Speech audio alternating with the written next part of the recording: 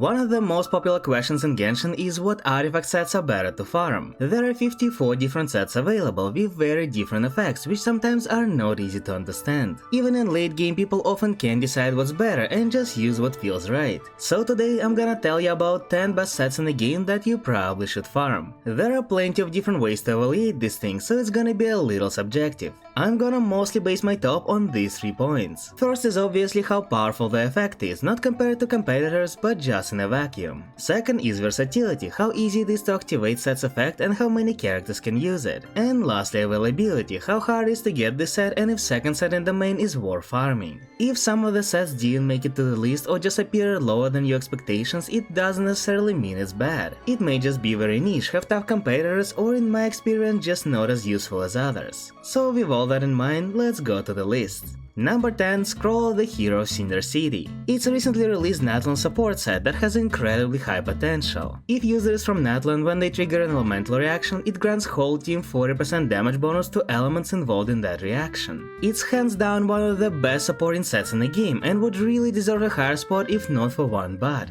If wearer is not from Natlan, bonus drops all the way to 12%, which is still decent but not nearly as good. 2-piece bonus regens energy, but unfortunately also bound to Natlan mechanic, Night Cell Burst. Unlike previous one, it doesn't require wearer to be from Natlan, but at least one character in the team should be, otherwise it won't work. As of now, there is only one character who wants to use it naturally, Silanen, and if you wanna push it, Kachina can use it too. These restrictions make the set infinitely less valuable, at least until they release more Natlan supports. Number 9. Noblesse Oblige. Another support set that grants 20% attack bonus to whole team when wearer uses their burst. While not as impressive buff as previous set, it's attached to extremely easy activation requirement that most supports naturally fulfill. Most DPSs and sub-DPSs in Genshin scale of attack, which makes this buff applicable in most situations. Unfortunately, because it's mostly used in supports, 20% buff to burst damage isn't very relevant, but still can be seen as good bonus. Till this very day, many people use it on their supports as there is no better generic option, which earns the set place on this list.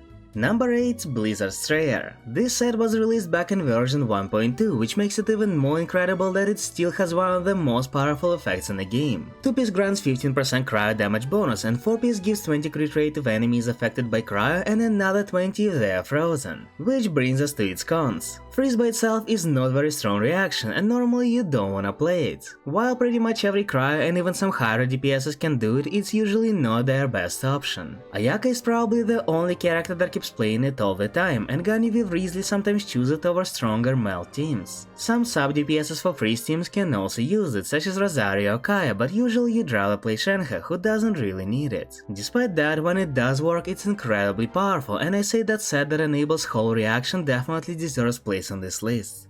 Number 7. Obsidian Codex. Second set from Natlan that has awkwardly similar effect to Blizzard. Same 15% damage bonus and 40% crit rate to characters that use Night Soul Blessing. If you're not sure what it is, it's the shiny Barnier character that so far every Natlan character has. Obviously it's exactly the same power level as Blizzard, but at least currently looks a lot more versatile as every Natlan DPS wants it. Chances are every single one released in the future will want it as well. But as powerful as it still has very strict requirements, which makes it basically unusable on every DPS that's not from Natlan. And while Blizzard Strayer at least can be used in suboptimal teams if you really wanna play it, Obsidian Codex does not have such luxury. And yet, because it's best in slot on more characters and amount of its users will only grow, I decided to put it slightly higher. Number 6. Deepwood Memories. Even though Danger Meta is far gone, Danger teams are still very relevant, which requires presence of Deepwood Memories. This set reduces enemies' resistance to Danger by 30%, which is extremely relevant to high-problem Arbarjan teams as well as Danger main and even sub-DPSs. 2-piece set gives 15% Danger damage bonus, but it doesn't actually require a Danger user, which is why you can boot it even on someone like Sinchi. Only con that it doesn't interact with other elements, which kinda limits its ability, somewhat similar to Blizzard. But as mentioned before, Danger teams are widespread, definitely way more than freeze teams. Despite the fact it's not taking top spots on this list, this set is an absolute must if you're building Danger based team. Number 5. Gilded Dreams. Yes, I already made a video on this set and my point stands, it's extremely underrated. 2-piece gives 80 EM and 4-piece gives some EM and attack based on your team, but usually it's 100 EM and 14% attack. These stats may not seem as impressive as some of the previous mentioned sets, but its beauty is that it's extremely generic. Every character that often procs relevant reactions can use it, and that applies to most Pyro, Dendro, Electra, and even some Cryo and Hydro DPSs. And of course, characters that build full EM like Hyperbloom and Barton Drivers have it as their second best in slot, barely behind Flowers of Paradise Lost. It wouldn't be wrong to say it's one of the most, if not the most versatile set in the game. The only downside is that its effect is not that powerful, which makes it only second or even third best option in most cases. Though it is still a great set to farm, especially so if you are planning to grow your account wide, like for example for Imaginarium Theater. Number 4. Verandescent Venerer. You probably already know this set as it's one of the most iconic and oldest sets in the game. It works very similarly to Deepwood Memories, but reduces resistance by 40% instead of 30% and works with Pyro, Hydro, Electra and Cryo. The only problem of this set is that it requires to swirl those elements, which limits usability to only Anemo users. But remember what I said about Blizzard Strayer. This set is the very reason why Anemo supports are as strong as they are, and without it Anemo would be as bad as Geo. Because of how great it is, this set had its place in most meta teams, and even by now situation didn't change that much. Only other big problem is that you really don't wanna farm its domain, as second set in there is Maiden Beloved. Thankfully you can strongbox it, and generally supports don't care about subsets that much. Number 3. Golden Troop. May be surprising to see at first, but nowadays sub DPSs that deal damage with elemental skills are almost as present as ones who uses burst. For example, Fischl, Albedo, Chiori, Emily, Furina, Yae, and list only goes on. Even some DPSs like Navia could use it as one of their best options. Not only that, but it's also extremely powerful, providing 70% skill damage bonus granted character is off field. It's one of the strongest effects you can get, and the fact that activation requirement is so simple make it one of the best sets in the game.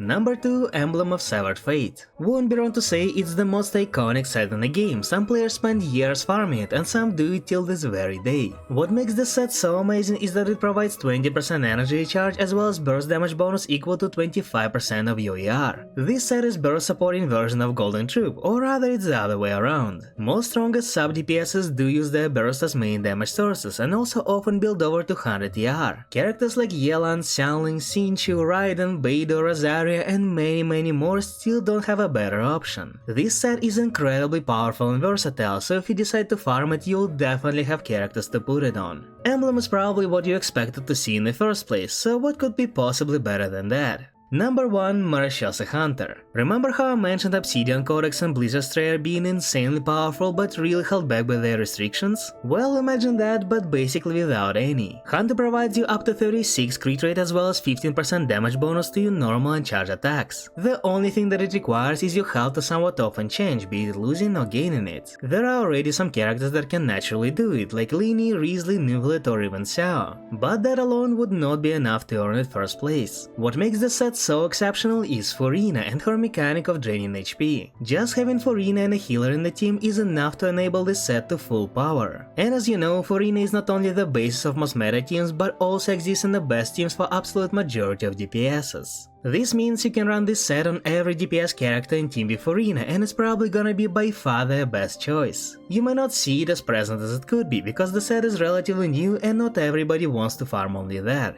Now you can also strongbox it, but farming it normally is a priority, as second set in the domain is top 3 in this list. And that's about it for today. If you disagree with some placements or think that other set deserves to be in this list, feel free to leave your thoughts in the comments, but please keep it civil. If you enjoyed this video, leave it a like and consider subscribing, it really helps me out a lot. And as always, I'll see you guys in the next video. Have a great day.